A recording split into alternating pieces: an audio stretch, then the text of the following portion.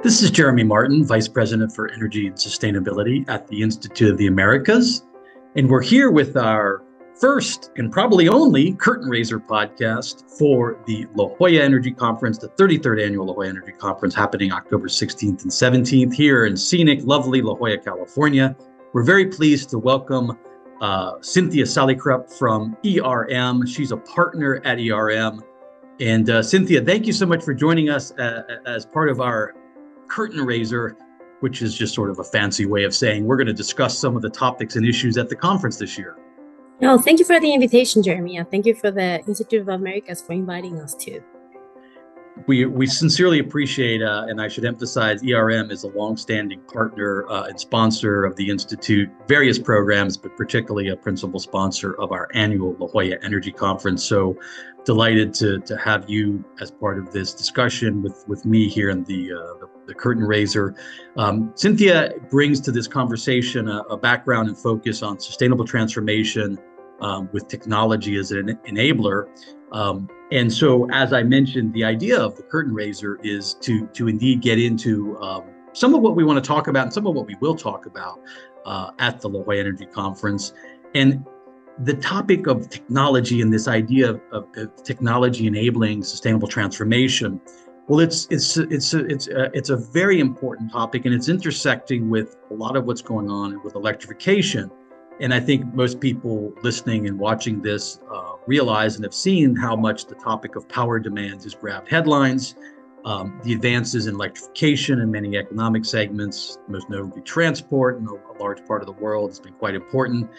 But what I really want to get into, what we'll talk a little bit more in depth with Cynthia about, is the issue of data centers, their impact on spiking demand growth, how to sustainably manage our thirst for cloud computing.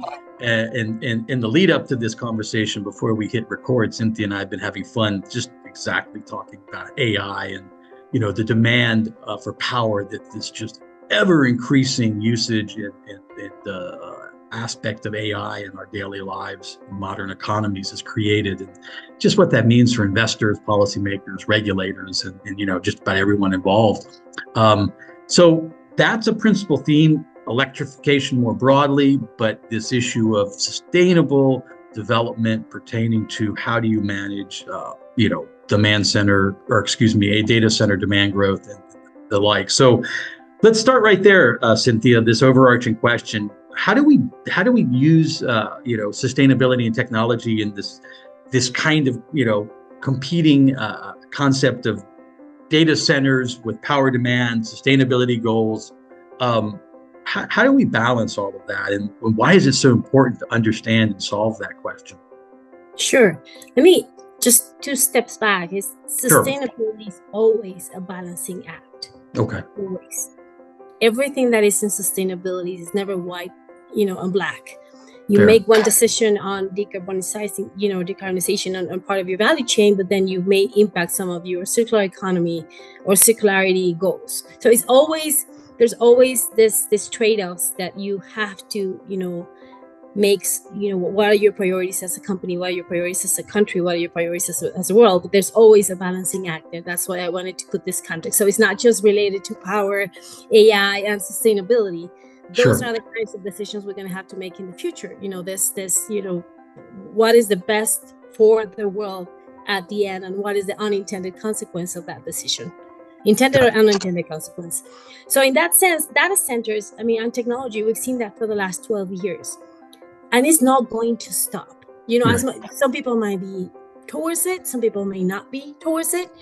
But the benefits that we've gotten from this technology movement have proven to be greater than the setbacks. So it's still moving forward. And a main part of that, infrastructure and the possibility to expand digitally our lives and to enhance our lives are data centers that are at the core of everything that we can do, right? So data centers are projected to grow to a $600 billion market, by 2030, which is 3 times what it is today. Okay. So that is just, the kind of is not going to stop. Also, massive economic, massive. Yeah. But the reality is that 90% of the clean energy that is needed in the world remains to be built. So it's not just data centers, it's just, everything that we do in our lives. So reliable power, renewable energy, and development and operation of data centers is still obviously a big challenge that, the data centers operators, developers, or, that there are different kinds of stakeholders in the data centers do have and do face every single day. So the demand, if we also think another statistic, is data center power requirement will grow by 160% by 2030. So not only are they going to grow in terms of market, not only 90% of their, clean energy capacity has not been constructed and created, but the power demands for data centers are going to grow. This, according to Goldman Sachs research, are going to grow by 160%. And nowadays, data centers worldwide consume, give or take, like 2% of overall power. So if today's 2% and it's going to go by 160% by 2030, let's just do the math, right? Yeah. But the truth is, data centers, and especially the ones that are being built for AI, every single day get more efficient. Every single day are able to manage the use of renewables in their design, in their construction, in the way they operate, in their cooling systems. And that is technology that we can also then end up transporting to other parts of our life, right? So that's exactly where I wanted to, excuse me to jump in, because I as you're talking, and look, when we talk about net zero commitments and you start talking about, 28 times more solar deployment is needed, and we need to have 90% less carbon to hit sort of 2050 net zero. All of these numbers and your statistics of demand center growth, they're staggering, right? So then you immediately say, and by the way, IEA puts this as a central piece of their net zero 2050 scenario, is the role of efficiency. So can you discuss, let's talk about levers, right? You look a lot at technology enabling sort of sustainability. So what are the levers, and how can we talk about efficiency levers, and what do we need to consider? I think you were starting to do that. So maybe build upon that in terms of making this not just about, this pure growth, but how do we grow in a more efficient manner and meet demand growth in a more efficient manner? Data centers are getting more specialized on their hardware. How they build the hardware and the software within the data centers to be able to handle massive amounts of data in a very efficient way. Talking about power and other, water and other supplies and other resources that the data centers use, right? They also use resource management tools that can be, or like regular or AI, which means that the centers implement tools that allocate power and other resources according to the loads of work. So you don't have any wasted, when you go to a hotel and you leave your air conditioning on and you just let it on and on and on and on, and it's not adapting to temperature, it's not adapting to the weather outside, it's not adapting to people in the room. So just imagine the same, but having in that data center, which are intelligent systems that can adapt all the resources that are needed according to the workloads and according to the day, and they are fitted with different, information to learn these things.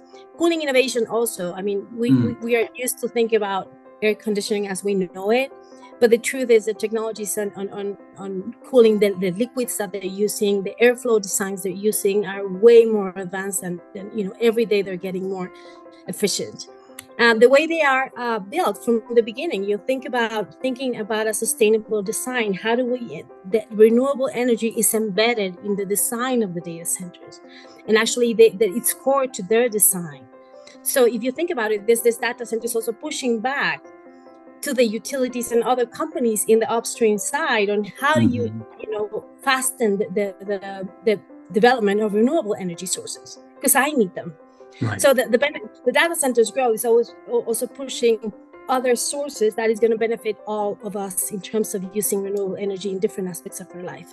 And software optimization, finally, the way you code software also has to be efficient, which is something a layer that was not there before, but now is here, and the protocols of how you can do, green software. Well, and I think that's the natural segue to the sort of my next question, which is, and that you've started to talk about this, so this is a perfect way to continue that conversation and answer, is exactly using the technology. So what's driving the demand and what's causing so much of folks to be concerned about, are we going to be able to match this demand growth in a sustainable, clean energy fashion with all of our COP and net zero commitments? Well, how do you leverage? How can you use AI for optimization and predictive maintenance? So how do you make it so? And I think you started to talk about this, but to actually use the technology to actually reduce over time just exactly how much and how many new megawatts, gigawatts we're going to need to bring online. I mean, for those who are not so familiar with AI, just to give a context, that AI is not a general, it's general word, but you train specific AIs for specific things. Okay. So AI can be trained in specific use cases, so that there are large, advanced models that are training energy efficiency. That's what they know. That's what they need to do. So just for the audience to know that you can train them in different things. So first, one of the things that AI can do is the capacity it has to detect anomalies in real time. You have loads of historical data on what the power, behavior has been for a data center, for example. And it can project to the future, detect anomalies, and take decisions in real time to kind of, make it more efficient, which in a way that human cannot do. You can forecast as human, and you can, wait and see if that happens and then adapt when the thing happens. But you cannot futuristically start predicting and adapting if those anomalies happen, and then make the operation work in that way. So I think that is, one of the things where AI can help us in energy efficiency, understanding those deviations, right? And then the other one is optimizing, in the data center world, is optimizing the air conditioning again. You can also train specific AI with these new cooling systems to make, the airflows and the temperature and, more adaptable to the, what the data center is going through, even weather outside, because you can predict a lot of things, but then weather may change. Right. So the AI in real time is able to adapt those systems. Think about it globally. It's like a neurological network of air conditionings globally that are centered by one AI and can be adapted to the different weather conditions and the different premises that are happening in each one of the sites. Which, maybe this is a question I should have asked at the very beginning in sort of the opening so what is the most important? You've talked a lot now about the cooling and the air conditioning. In terms of all of this load and the demand growth, is it around cooling the data centers? Is that, maybe give a little more information. I think that could be helpful to understand, in a data center of the energy demand, what does that profile look like? Is it largely the cooling? Yeah. Well, it's all the items that I mentioned and combined. Yeah. But the most important thing is to think about it since the design. When you're trying to adapt these things to these new realities, then it makes it harder. But if you go back to the value premium, applying all these principles, since you're designing the data center or an asset, whichever it is, any of your capital projects, and you have to make power provisions of that asset or that data center for the entire life cycle of that asset. So what happens in the daily operation, if it's air cooling, if it's software architecture, if it's, if how it feeds or retrofits from renewable energy, that is okay. But if you took that into account, those scenarios since the design, which, ERM has been doing for the clients for many, many years, since the design of the different data centers evolution, now the AI data centers. But that is the most important part in the design, planning for life cycle, different things that can happen. Because sometimes it can be the air cooling, and sometimes it can be how the materials that the data center was built with. Wow. Okay.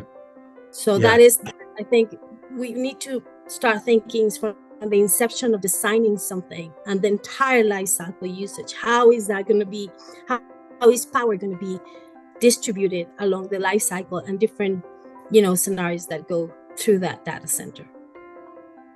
There's so much more to get into, but we do want to try and keep this a little bit on the shorter side. But I did want to mention something that came up in the news, and it's the kind of headlines that fits into this conversation. I think it was Microsoft, but in the United States, 3 Mile Island Nuclear has a huge legacy in history, for probably for better or for worse.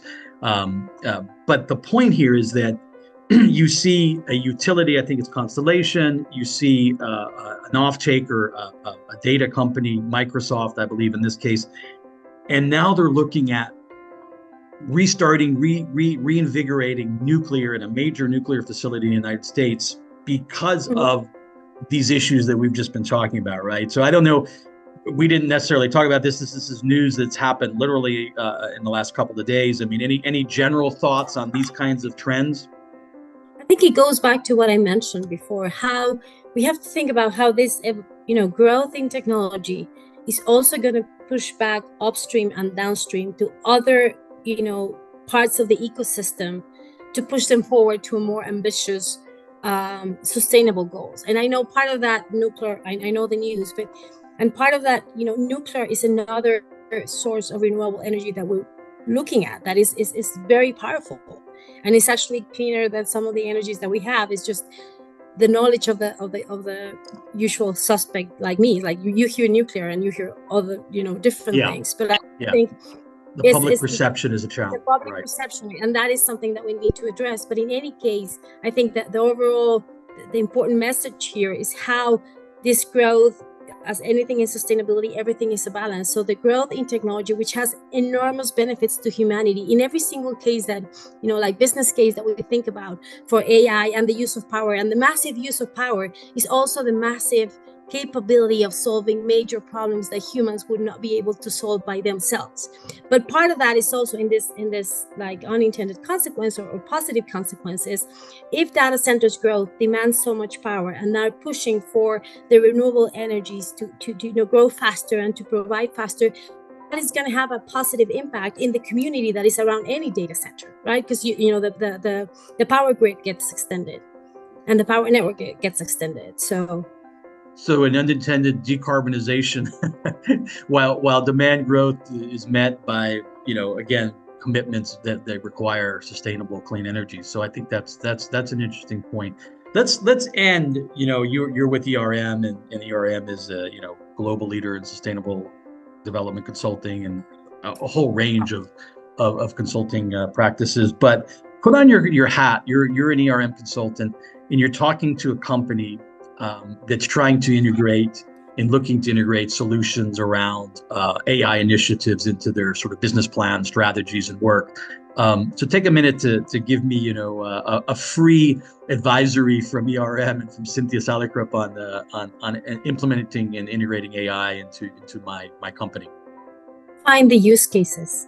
Don't go, I need to implement AI because I need to implement. Find in your value chain, what are the areas of opportunity for growth, opportunity for efficiency, opportunity where you think there's a massive, value for you there to figure that out. So find the use case first. So if we talk about sustainability, it could be energy efficiency, it could be water usage, it could be social impact. Find the use case. That is the first thing that I would. There are trained models out there that may be able to solve that specific problem.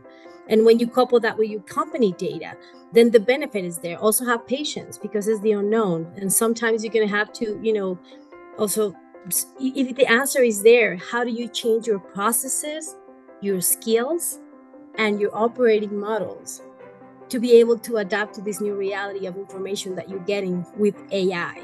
So I think it's find the use cases, also understand that it's not just a pure visualization of answers, it's how you're going to change the way you work and train people. So if it's to energy efficiency, you may have to do some investments, change some processes, train people in other things and change your entire strategy. So change brings about change, but I think you'll be surprised and amazed on how fast now decisions can be made, how fast now changes can be made and adapt for a very unpredictable future.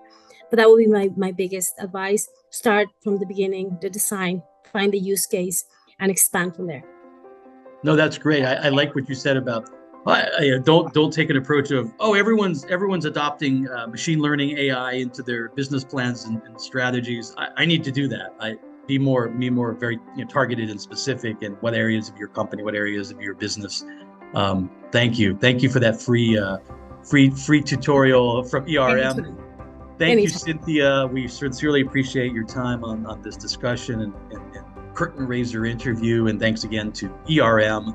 And we look forward to seeing you and your colleagues here at the La Jolla Conference again this year, October 16th and 17th. And hopefully we'll continue this conversation with you all. We certainly will continue this as one of our panels, as well as I think probably other parts of the conversation at the La Jolla Conference, not just the electrification outlook panel. So thank you so much. It's been a pleasure, and we'll see you soon. Thank you, and wish you a very successful event and have a good time there.